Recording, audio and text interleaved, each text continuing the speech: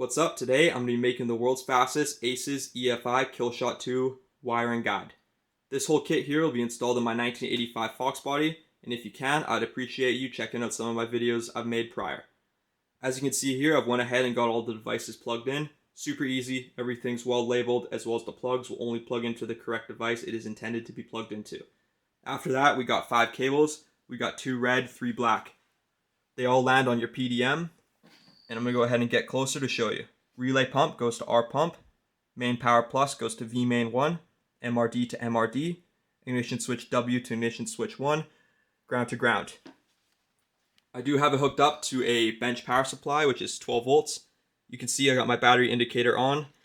This, if you imagine, comes right off your battery positive terminal, and this is your ground. Right here is my ignition switch, which will stay on during cranking as well as in the on position. If I touch it to ignition key, I should see the system fire up. As you can see, I've got my indicator lights on, as well as on the ECU. And over here, you can see the handheld booting up. That's pretty much it. It's very straightforward and easy to do.